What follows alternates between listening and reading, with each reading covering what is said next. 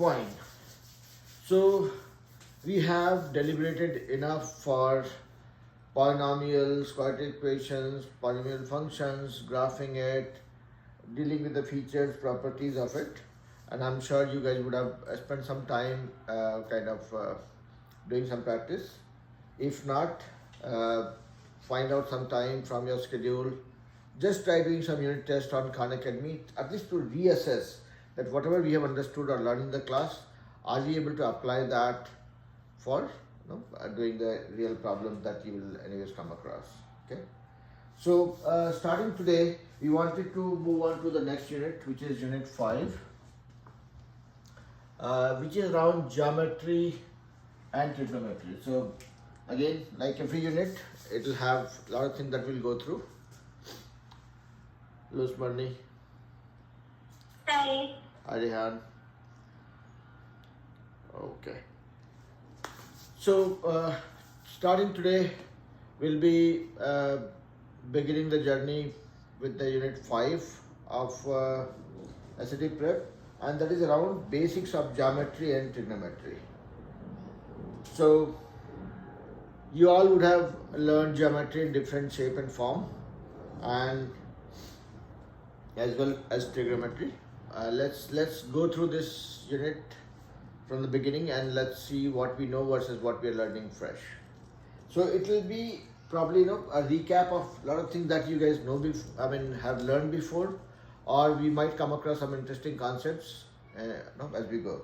So let's get started first. I will ask you guys some very dumb looking questions, but bear with me. That is just to reaffirm that when we start moving towards the deeper concepts of this topic, at least we are prepared. Don't laugh at me, okay, if something sounds very, very stupid to you guys.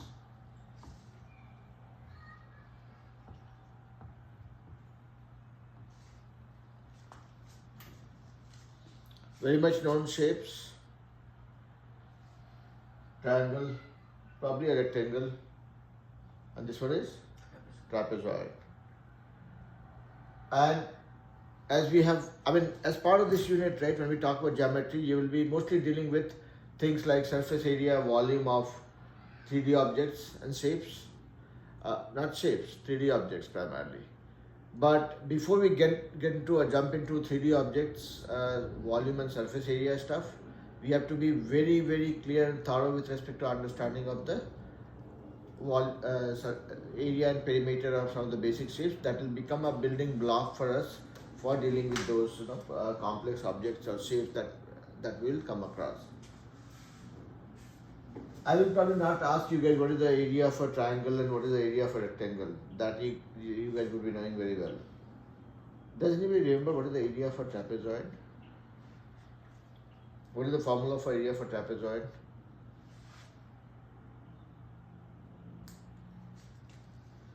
Anybody? And give it a shot. No damage done. Even if you give a wrong answer, that's perfectly fine. No answer is a bad answer. No question is a bad question.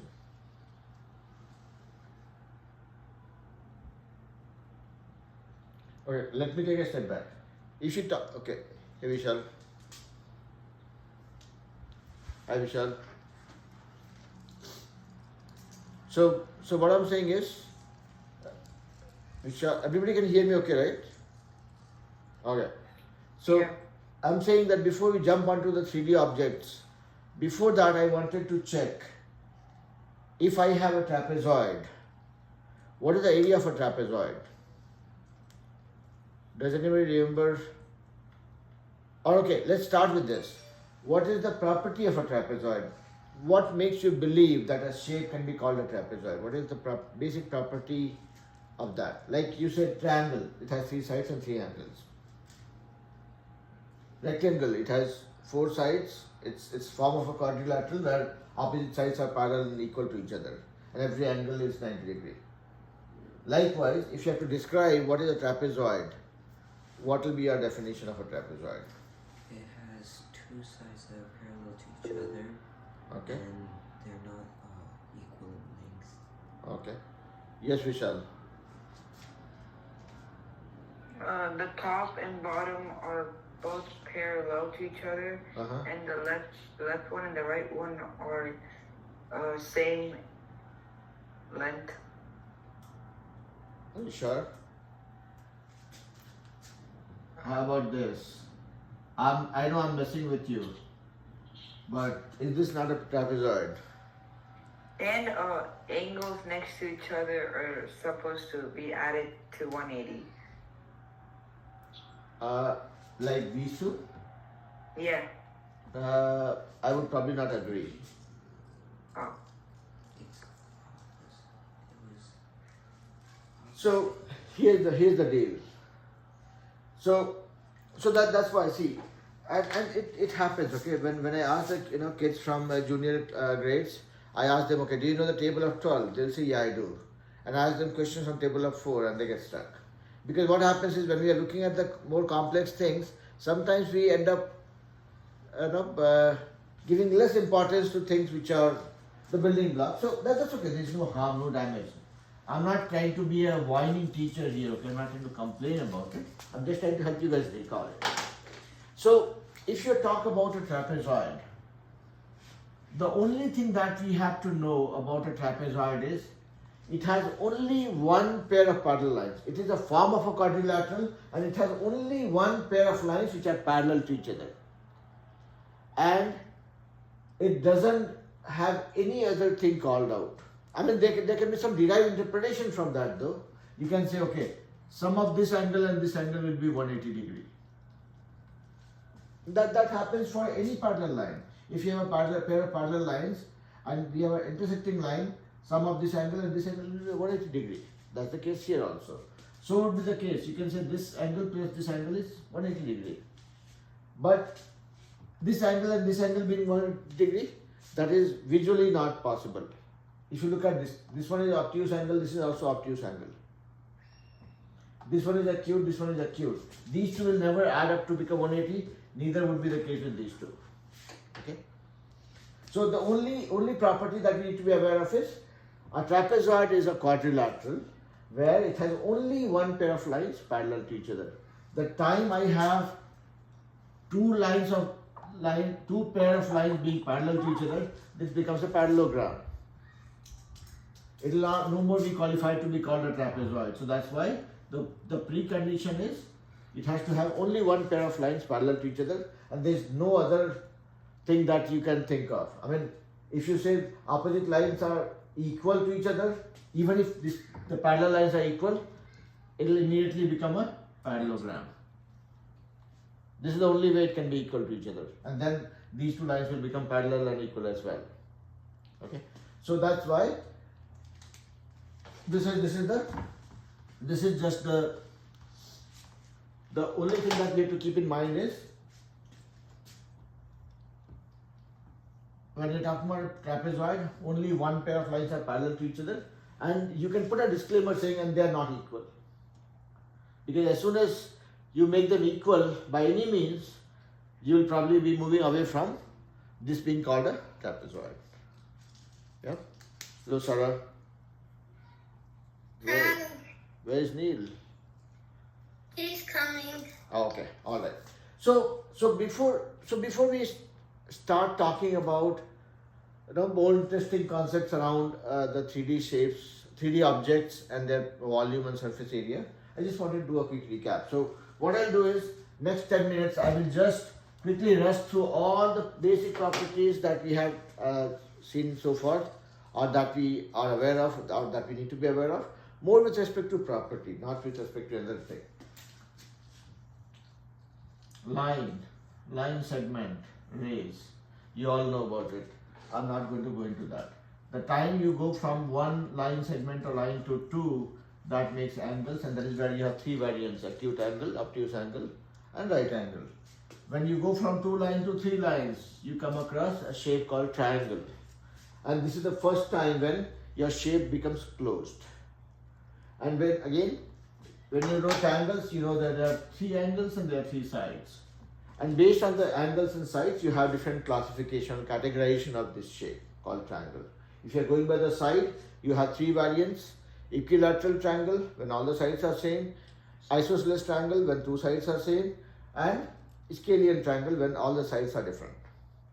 Similarly, when you are looking at angle as your criteria, you have three varieties of triangles as well.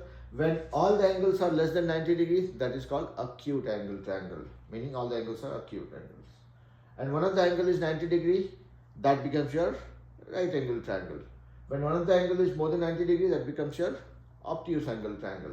And right angle triangle is what is going to take you for a ride for few more years, because that becomes the mother of the topic trigonometry. Then that is these are the three variants of a triangle. And then if you talk about a perimeter, you're talking about the boundary, length of the boundary. If you're talking about area, you're talking about the space that it takes. And for the triangle, the area of any triangle is nothing but half into base into height. Now if this is your base, you have to find out this height. If this is your base, you have to find out this height and apply that in the formula. So I'm just skimming through this so that these concepts don't bother us when we look at something more complex in nature. So three-sided shapes called triangle. If you're talking about a four-sided shapes, that is when you start your journey with quadrilaterals. And in the quadrilateral, we have come across shapes like rectangle, square, rhombus, kite, parallelogram, and then trapezoid. Okay. Rectangle, only opposite sides are equal and parallel, every angle 90 degree. Square, all sides are same, every angle 90 degree. Rhombus is a squeezed form of a square, meaning all four sides are same length, but the angles are not 90 degree. Kite, the above two lines are equal in length, the below two lines are equal in length, and the angles, and there's no relationship that we need to be aware of from angle point of view. When you look at a parallelogram is a broader segment where when it's a quadrilateral where the opposite sides are equal and parallel to each other. The angles may or may not be 90 degree. When it is 90 degree, it becomes a rectangle. If it's not, it remains a parallelogram. So parallelogram is more like a superset. Okay. And then comes the trapezoid that we were talking about.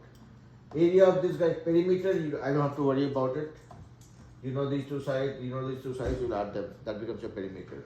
Here 4 times the length becomes your perimeter. Here 4 times the length becomes your perimeter because all sides are same. Similarly, area, length times width. Here length and width are same, so it becomes length square. Here area is defined a little differently. When you're talking about a rhombus, you join the opposite vertices, and that is called diagonal. The area of a parallel rhombus is half into diagonal 1 times diagonal 2. And in previous classes I have tried proving it. If you guys are curious, excited to figure it out, let me know. I can prove it. Otherwise I'll assume that this is known to you all. Same thing with this guy. Here also the area of this is nothing but half into diagonal 1 into diagonal 2. So there's a similarity between rhombus and kite. The area formula remains the same, and again this can be proved. I'm not proving it right now, so that we can focus more on the 3D objects and shapes. Okay, but this is just going to be a building block. Parallelogram, same thing. If you have to find out the length of area of a parallelogram, it will be base times the height, or the distance between the two parallel lines. If you are taking this as a base, you have to find out this height, the perpendicular distance between the two parallel lines. Trapezoid. Now tell me, who remembers the area of a trapezoid? Formula for area of a trapezoid. Let's say this is A and this is B. These are two parallel lines, and these are the two unique properties of the trapezoid. When we say trapezoid, we are saying that okay, it has only one pair of parallel lines. So you are knowing this is one line and this is another line. These two are parallel to each other. So let's assume that you know the length of these two lines. So the area of trapezoid becomes half into sum of parallel lines multiplied by h. H is nothing but the perpendicular distance between the two parallel lines. Are you guys able to recall? So here, I mean, I'll probably spend just 2 minutes here on this trapezoid thing, so that, I mean, everything else you can relate, but you might be thinking that, okay, how come the area of a trapezoid is half into A plus B, meaning sum of the parallel lines multiplied by H. So it is nothing but just a method to find out the area of a composite shape. The trapezoid, you can break it down into 3 pieces. This becomes a rectangle. This is one triangle, this is another triangle. If you add the area of this triangle plus area of this rectangle plus area of this triangle, that gives you this. So I'm just leaving that as a clue. If you are curious, excited about it, you can find it out. If not, we will do that in one of the classes if you guys want to. But before I move on, are you guys able to recall all that I have talked about so far, or anything that looks like a question mark to you, saying why, how come this old man is saying that area of a rhombus is half into multiplication of diagonal 1 to diagonal 2? Does that raise a concern for anybody? And be open. It's okay. If there's a concern, there's a concern. We can address that. Anybody?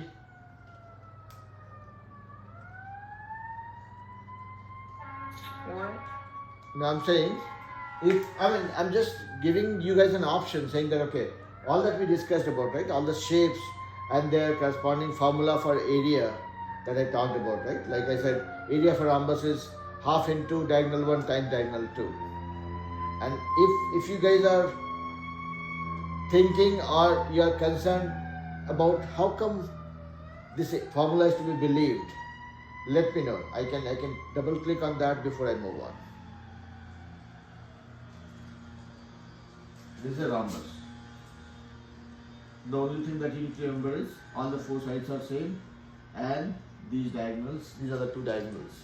So if I have to find out the area of this rhombus, it will be half into diagonal 1 times diagonal 2.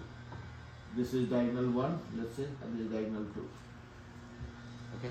So let's park it here, okay? We'll probably not double click on this one in today's class, but probably I'll pick up a 15-minute window to explain that to you guys if you want me to, okay?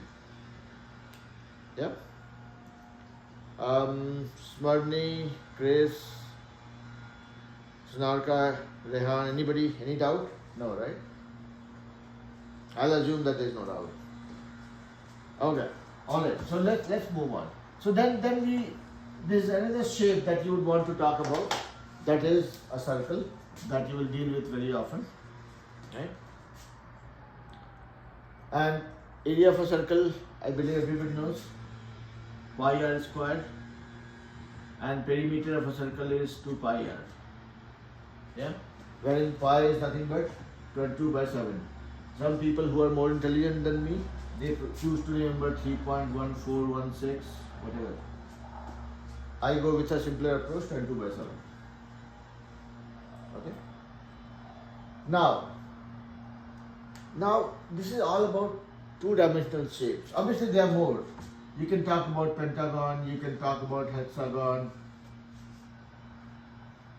you can talk about octagon also. I don't know how to draw it. Let me not try drawing it. So pentagon, hexagon, heptagon, octagon, nonagon, decagon, whatever. And that simply means how many sides it has. Pentagon has 5 sides, hexagon has 6 sides. Now, why I'm not touching upon finding out the area of pentagon or hexagon? We don't really need to, because that if we try finding out the area of a pentagon and hexagon, probably we'll be burdening ourselves a little more in terms of memorizing the formula. And we don't need to, because there's a concept called composite shapes. What it means is a shape that is made by joining few basic shapes. This is a classic example of a composite shape. If you visualize this like this, you have a triangle, you have a rectangle. You know how to find out the area of a triangle, you know how to find out the area of a rectangle. Add the two areas together, you got the area of a pentagon.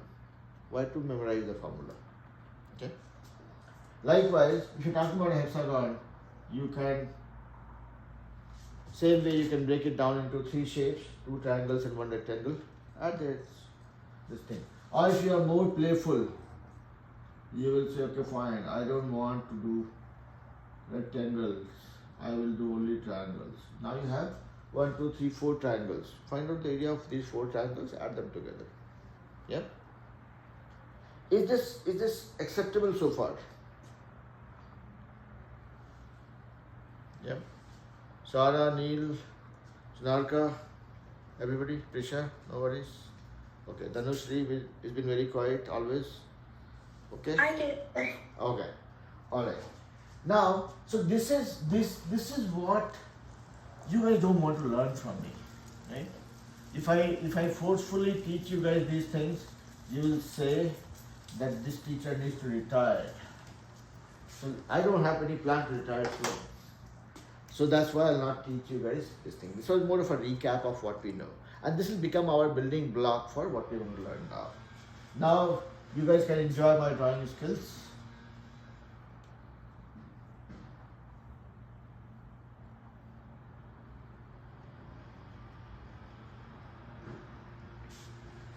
What does this look like? Let me put one more to make it more explicit for you guys.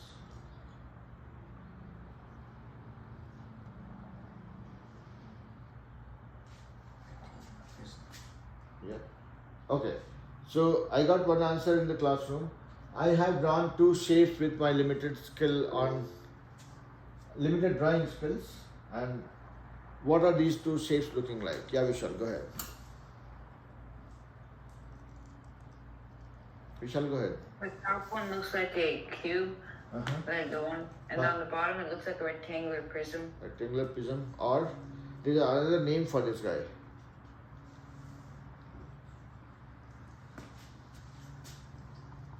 This is called cube, as you guys rightly said, and this is called rectangular prism. Or, if I am being lazy, I will, instead of using 2 words, I will use one word called cuboid. Yep. Now, we see these 2 shapes here. And when we are talking about any 2-dimensional shape, like a rectangle, what we see is, it is something that is just taking the area, it has perimeter. Wherein when you look at a 3-dimensional object like this is a classic example of a cuboid. If you say what is the area of this cuboid, you will not be 100% correct with your question itself. This takes space, and this you cannot put it on you cannot imagine this on a 2-dimensional plane. And you can draw it, but the physical object, which is a cuboid or a cube, you will have to visualize that in a 3-dimensional plane, meaning it has length, it has width, and you see there is a height also, like all of us, right? I mean, we are all 3D objects, right? I mean, we have length, width, and height. Most of you have less width compared to me. I have more width. That's why sometimes you can opt to call me fat. That's okay. But here, it has 3 dimensions. That's on a serious note. Okay. So, if you look at this is your length. This could be your width, and this is your height. This is your length. This is your width. This is your height. I mean, you can choose. This is your length. This is your width, and this is the height. I'm putting it, facing down. That's okay.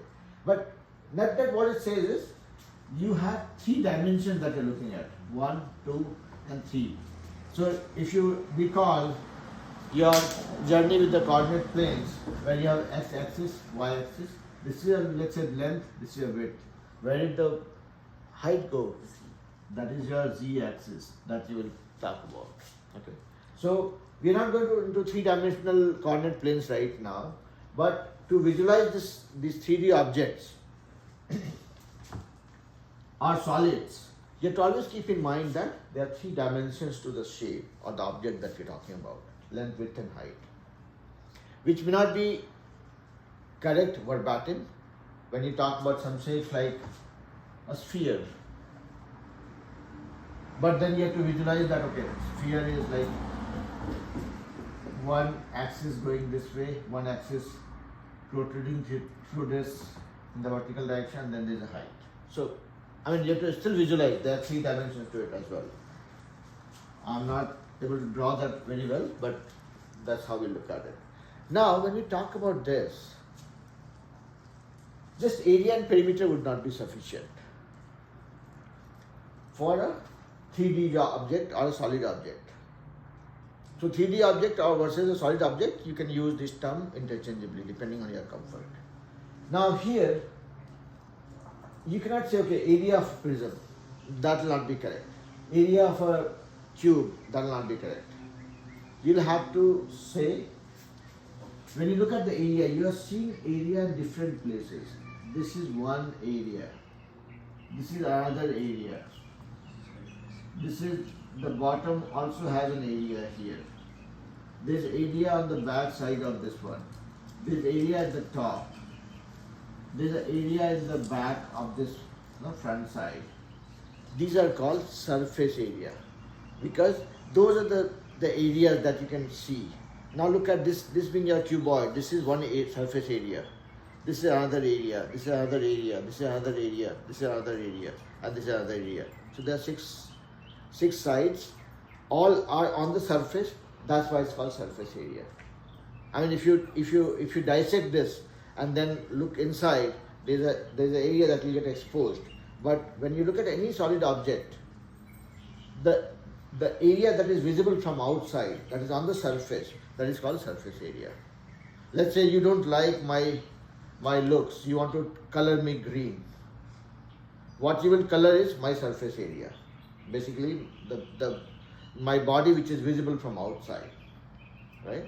So that's what would be surface area. So, and that's why when I gave my example, right? Obviously, I believe nobody's trying to color me green, but then in real terms, when you talk about a surface area, you're essentially talking about the area that is exposed from outside, and that will become handy for you to kind of figure out what portion of the object is visible or exposed. And let's say you're talking about a car. So car, surface area of the car is essentially something that means how much of paint you would need for coloring the car if you want to, right?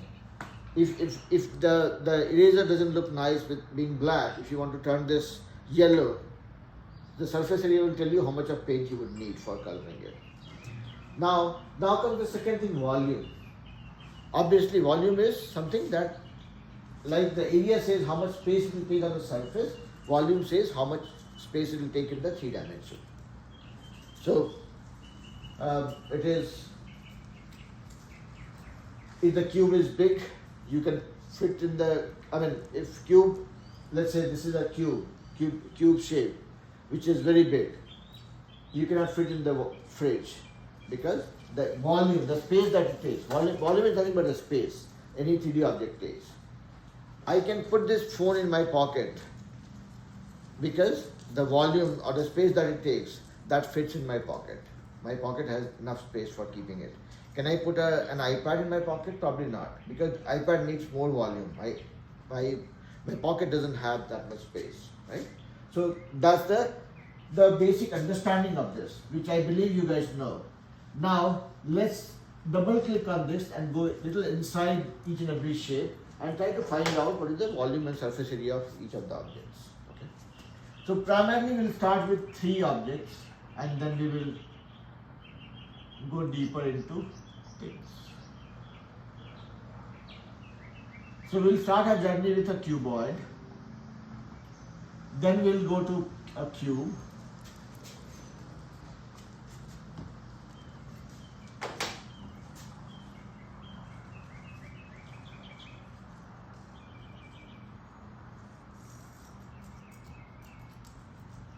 and then we'll go to a right cylinder. Now, if you guys don't want me to waste your time, can somebody tell me what is the surface area and volume of these shapes? Who remembers it? If I'm talking about a cuboid, what is the volume of a cuboid? Little louder. Width, length, height. Okay. Yeah, Vishal. Length times width times height. Okay. So, yeah, everybody agrees to what Vishal and Praneeth said? Yes, sir. Okay. Now, simple underlying principle here is all these shapes that we're talking about, they are symmetric shape. The base and the top, they are symmetric. Okay. It's not that the base is bigger and the top is smaller. We're not talking about a shape like this right now. Okay. So these are all symmetric shapes. So for the symmetric shapes, if you have to find out the volume, what you do is find out the area of the base and multiply that by height. Now let's say this was length, this was width, and this was height. What did we do? Found out the area of the base, that was length times width, and multiply that by height. That gives the volume of the cuboid. Okay? And that will apply everywhere. If you're talking about finding out the volume of the cube, you'll find out the area of the base and multiply that by height. Same thing here. Find out the area of the base, multiply that by height. That gives the volume. And there's a reason for it, right? I mean, if my classic example always is my notebook and this diary. If you look at one page, this is the area of the base. And what we have done is we have stacked so many pages one after another. That is what is adding to the volume. Imagine I having 1,000 more pages to it. What would have happened? The volume would have increased, right? If I keep on adding more pages, meaning I'm adding more height, and that is how the volume keeps on increasing, and it needs more space to fit in, right? So, same thing, every symmetric shape that you talk about, the easiest way to find out the volume is find out the area of the base or a cross section and multiply that by height. Same approach will apply here. So that's what we did, length times width times height. That gives us the volume of a cuboid. Same way if you talk about the cube, same thing we'll do, find out the area of the base, multiply that by height. Now what is the property of a cube? Length, width and height all are same. If you're talking about a cube, you're talking about a shape, an object, a three-dimensional object which has length, width and height all being same, like a dice. If you guys have played snake and ladder or even in housey, I think you roll the dice, right? So where you would have seen something like this, which has numbers written on the side, and where you roll it and whatever comes in the front, that is your score, kind of a thing. Yeah. So a cube is nothing but like a dice which has 6 squares, no, on the surface, where you have numbers written from 1 to 6. Am I making sense to everybody, or I'm talking about something that is coming from ancient times, from my childhood days, and you guys have not seen it? Okay. So when you're talking about the cube, you're essentially talking about a square being extended to a height equal to the side, so that the length, width and height all are same. Okay. So here, same thing, if you have to find out the volume of the cube, you'll say length times width times height. Interestingly, your length and your width and your height all are same. It becomes length cube. Now if I have to find out the volume of this right cylinder, what will that be? Higher square times height. Okay, I got one answer. Anybody on the screen? Deep, Sarah, Neil, Prisha, anybody? They have. For the right cylinder, Yep. pi r square h. Pi r square. Same thing. No tricky concepts, right? You find out the area of the base, which is a circle, and multiply that by the height. Yep. Now, so I'm not happy with what we have discussed so far. I want to add more complexity to it, and that is where I want to test waters. Now tell me, everybody could tell me the volume of cuboid, cube and right cylinder. How about the surface area? I want to color these shapes blue. What will be the surface area of this guy? Cuboid. 2 length height. 2 times length times height times 2 times length times width times 2 times length times height Yes. times width. Okay, let's see what Chris has to say. I think it would be length times width plus length times height Okay. plus width times height, Okay. and then you add you multiply each of them to each other, then add all of them up. So I think it would be that. Yeah. Like this? Yeah, because you have multiple of them. Yeah. Agreed? Vishal, does this sound reasonable to you? And it's very simple. Look at this side. Let's say this is my length, this is my width, and this is my height. Okay. If you are looking at this side, length times width, this is the surface, this is the area, one surface area. But you have two of them, one in the front, one in the back. If you look at this side, this was my width, this was my height. So width times height was one surface area. You have two of them, one this side, one this side. Similarly, if you are looking at this side, this is my length and this is my height. So length times height gives me this area, and I have two of them. So I multiply it by 2. So that becomes my surface area of the cuboid. 2 times length times width plus length times height plus width times height. That's fine. Is everybody with me? Smarni? Yep. Aryan? Neil? Okay. Yep. Alright, so this one is taken care. So now, at least with the cuboid, if we have to deal with, we know that the volume is nothing but length times width times height, and surface area is 2 times length into width plus width into height plus length into height. So unique combination of two of them basically. Now come to this one.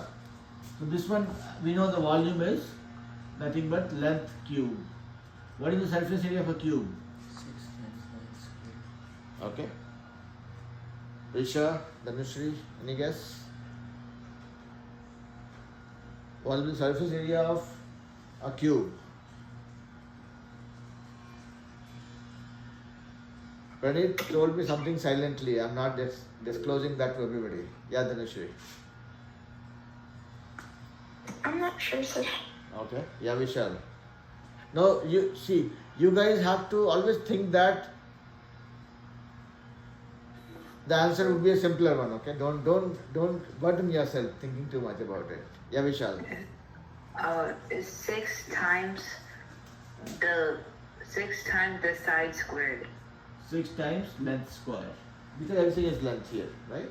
So that is essentially because you have 6 sides, like on a dice, and every side is of same area, because every side is a square. So area of a square is length square, and you have 6 of them. So that is what you gets you this one. Yeah. Now let's come to right cylinder. If you come to right cylinder, we know volume is easy peasy. Volume is pi r square times h. What is the surface area of this guy? 2 pi r h and no wait, 2 pi r plus the I'm missing pi r 2 pi r. Note it down. 2 pi Okay. Yeah, Chris. I got 2 pi r squared Okay. plus 2 pi r h. Okay. Okay. Yeah, same thing? Yeah, okay. So, Chris, I would want you to explain how did you get 2 pi r square. 2 pi r square is understandable because you have two circles exposed, one at the bottom, one at the top. So you took the area of the two circles, that became 2 pi r square. How did you get 2 pi r h? Because the middle part's like a The like curve? an oval, right? Yeah, that's It's like it wraps around. Uh-huh. So then you have the height because you need the height, and then the pi r kind of refers to the width because you have the circles already. So whatever the radius of that is would be the kind of thing for the middle portion. So look at this way. I'm sorry. It's a rectangle. It becomes a rectangle. So basically this is the thing. Yeah. Somebody is trying to say something. Yes, who is it? Somebody raised hand. My bad. No problem. It's okay. So this is my cylinder, okay? This is my cylinder. You guys can see it? So this area is pi r square, this area is pi r square. That is understood. So that makes it 2 pi r square. That part is fine. Now, when this other area, surface area is the curved part, right? That you see here. How do I find out the whole curved part? I have to do it. What I have to do it is cut it open and make it like a rectangle. So this is the height, right? Because when you wrap it, this is your height. And what is this side, the longer side? That is nothing but your perimeter. Perimeter of the circle. Because when you cut it open, your perimeter became one of the side. Height remained the height. Look at it one more time. It's a little bit of visual interpretation, okay? So this is your height and this was your perimeter of the circle which you cut open. Now this side became one of the side of the rectangle and your height this side. And you know that perimeter, Mandeep, you have joined 15 minutes early. You'll be scared. Okay. So Mandeep dropped off. So this side of the rectangle is nothing but is formed by cutting open this perimeter. This perimeter became the side, as you can see, right? And perimeter of a circle, we know that it is 2 pi r. So 2 pi r is your one side. If you call this as length and this as width, this width is nothing but your height. So that is how it became 2 pi r h. Is everybody with me? Yes, sir. Okay. Smarni, was that easy to relate? Prisha? And I'm not asking you guys to praise your teacher, I'm just waiting for an acknowledgement, okay? Alright? So here, this is what it is. So that means you can remember this as 2 pi r square plus 2 pi r h, or if you see 2 pi r is common in both of them, you take 2 pi r common, it becomes r plus h. 2 pi r times r plus h. Any which way that works for you. And even if you have to derive, if you don't remember the formula, I mean, I don't prescribe memorizing formula, I prescribe practicing problems. So in case if you are dealing with a situation where you forgot the formula, that's why I was doing all the circles here, okay? That you'll visualize it. Say, okay, find 2 pi r square and this is 2 pi r into h. Okay, wonderful. I'll put it here. It just takes a minute. Okay? So we saw cuboid, a cube and a right cylinder, and we looked at what is the surface area and volume of these shapes. Now life doesn't stop here. It gets more tricky.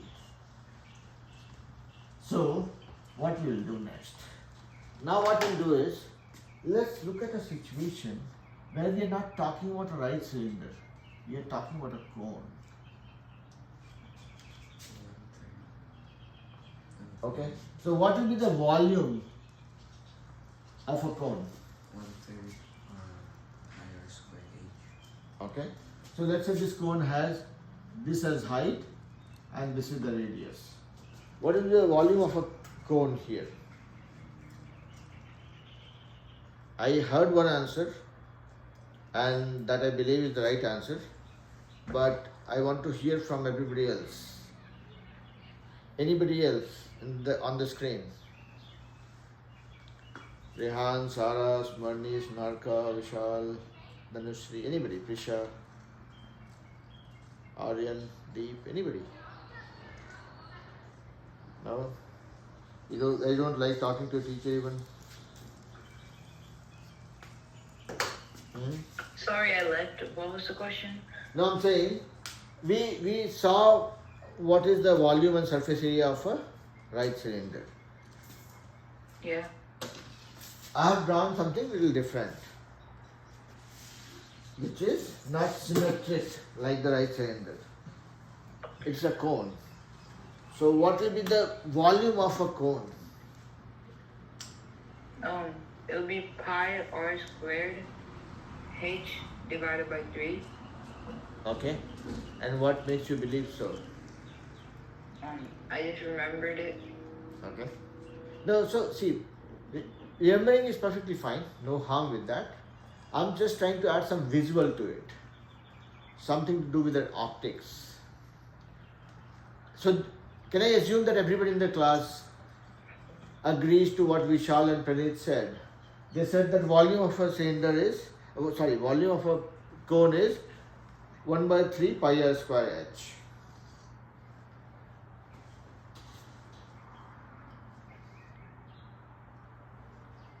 Do you guys agree? Don't agree? You don't like to agree? You don't want to agree? What is the deal?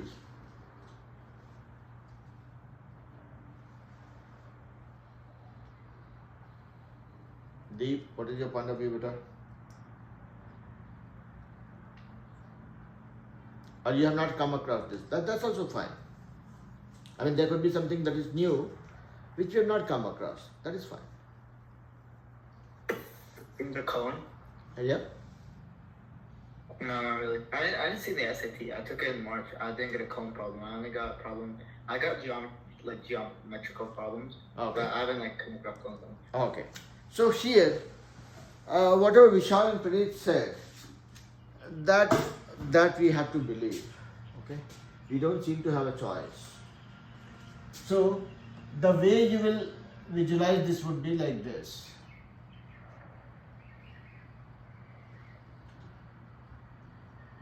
This is not the most scientific method of realizing it, but you can visualize this as there is one cone that will be formed by this portion when you cut it open, okay?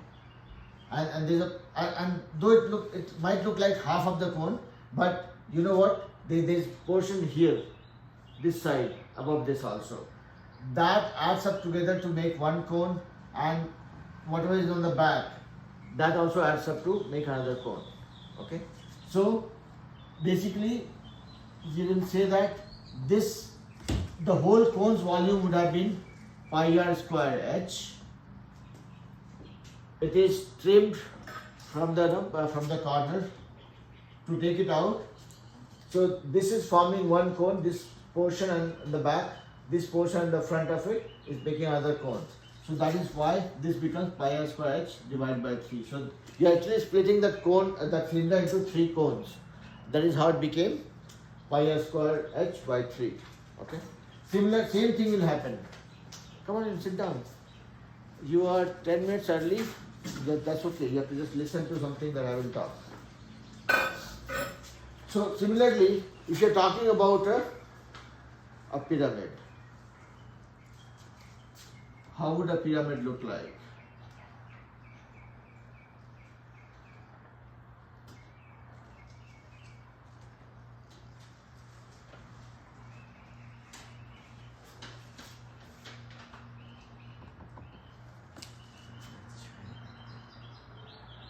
Rectangular pyramid. Triangle.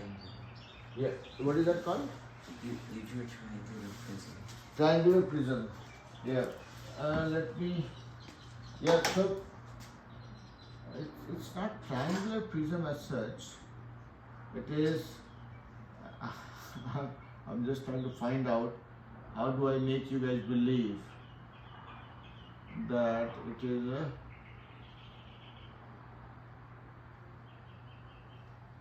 Oops.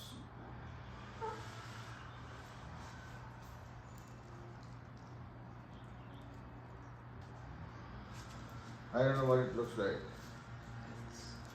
It doesn't look like anything good.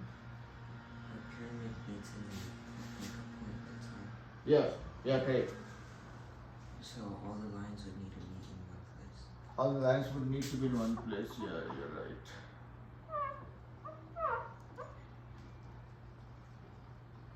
So let me get one point here and join these points here. Yeah, I think that was a good suggestion. It looks little better. So when you talk about pyramid, same thing here.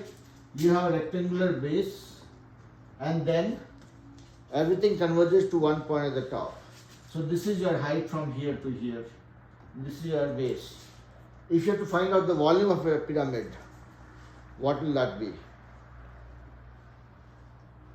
Let's say this is length, this is width, and this is height.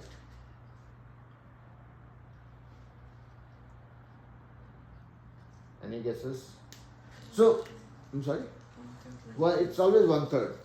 So be it a cone, be it a pyramid, you find out the volume when it was symmetric shape and divide that by 3, that gets you this. Okay?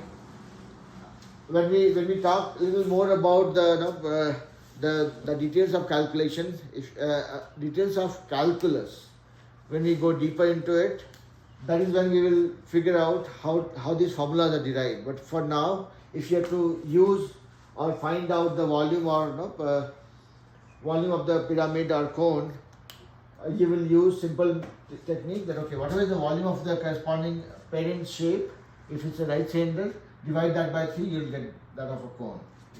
What is the volume of a cuboid and divide that by 3, that will give you the volume of a pyramid. Is that part understandable so far? Or something that is actually bothering you guys?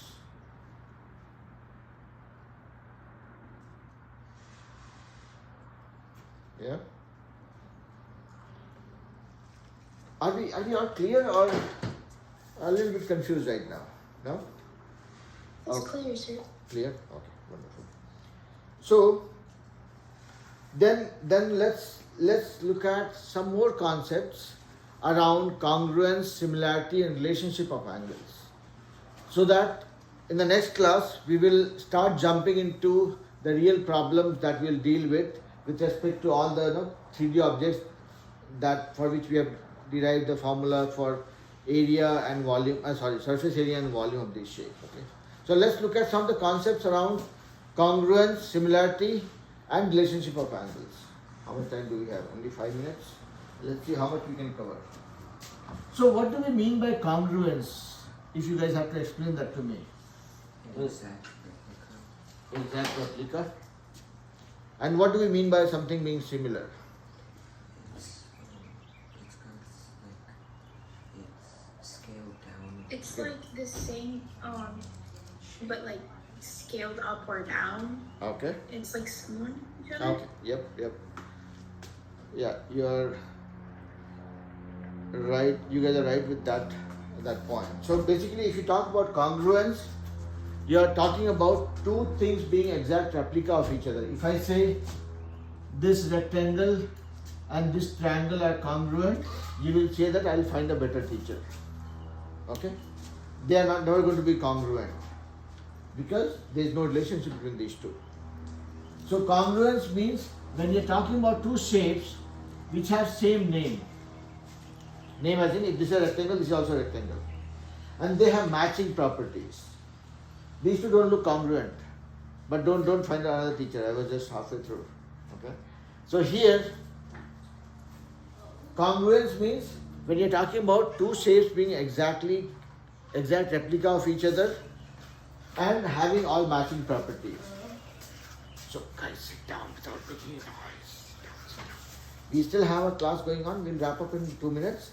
Then we'll start for you guys. Okay? So that is congruence. When you talk about similarity, if I say this triangle and this triangle are congruent, what I'm saying is all the sides are matching. All the sides are matching. Every angle is also matching.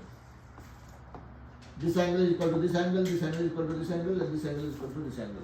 And then even the area would be the same. Sit down, Peter. Sit down. Sir, this is for you. So that is what we mean by congruence. And there, when we talk about congruence, for other shapes, you'll go by all the properties, wherein triangles give you 4 theorems of congruence. They are called SSS, SAS, ASA, RHS. So I'm wanting to leave you guys with this assignment. Make sure that everybody comes back thinking about what these theorems are and what do they mean. Okay? And these are 4 theorems for congruence for triangles. Just make sure that you guys brush up on that. When we come to the next class, we'll use some of the congruence theorems to go further into what we have started learning with respect to geometry. Okay? And also it will come handy for trigonometry as well. So before I let you guys go, the thing that we did today, we just went through all the basic shapes, their understanding of the properties. Then we talked about how do you go from a 2-dimensional shape to 3-dimensional shapes. We talked about what surface area and volume of a cuboid, cube and right cylinders. Then we looked at volume of a cone and also a pyramid. And then we just touched upon the basic concepts of congruence and similarity, and we'll use all that along with the relationship of angles to play with everything or every question that will come in the space of geometry and trigonometry for SAT exam in the coming classes. Anything that is confusing enough for you guys to comprehend, or it was okay to digest? All good? Dave is okay? Smarni okay? Chris okay? Deep, how about you beta? All good? Okay, Neil, Sarah, all good? Yeah. Okay, wonderful. I'll let you guys go. Enjoy the rest of your weekend, and I'll upload the video of the class in a little bit. You guys can just go through it one more time. Come back prepared with the theorem of congruence, and we'll talk about rest of things in the coming classes. Alright? See you guys. Thank you. Yep. Alright, bye bye. Bye bye, bye bye.